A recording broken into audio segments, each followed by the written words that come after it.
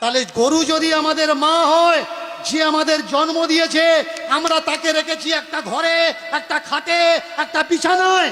আর গরু যদি আমাদের মা হয়, গরুকে গলায় দড়ি দিয়ে আমরা বেঁধে রেখেছি গোয়াল ঘরে।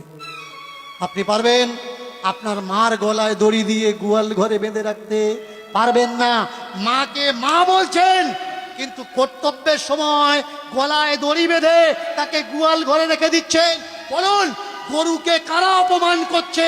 মুসলমানরা নাকি হিন্দুরা? গরু যদি মা হয়, বলুন তো গরুর ছেলে মানে বাছুরটা কে হবে?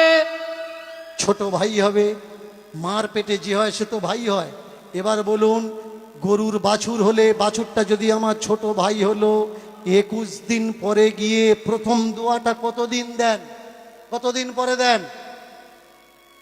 21 দিন না?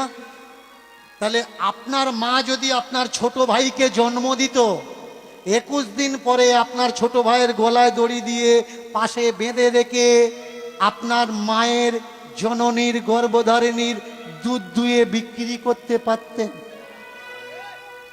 আমাকে বলবেন না যে আমি হিন্দু ধর্মের অপমান করছি। আমি প্রশ্ন করছি, আমি জানি না, আমি অবোধ শিশু। আপনাদের কাছে জানতে চাচ্ছি কোনটা করা উচিত আর কোনটা করা উচিত নয়। বলুন তো, গরু যদি আমাদের মা হবে, অনেকে বলে গরু দুধ দেয়, গরু দুধ দেয়। ভালো করে শুনুন, গরু কখনো দুধ দেয় না। বাছুরকে বেঁধে, গরুকে বেঁধে আমরা দুধ বের করে নিই। গরু আমাদের দুধ দেয় না, অচেরায় পড়ে দুধ বের করতে বাধ্য করাই। আর যদি দুধ না দেয়, লাথি মারে আমরা কি করি? সামনের পা বাঁধি, পিছনের পা বাঁধি। বলুন, যাকে মা বলে ডাকছেন, এই ব্যবহারটা যার সঙ্গে দিচ্ছেন, সত্যি কি ঠিক ব্যবহার দিচ্ছেন?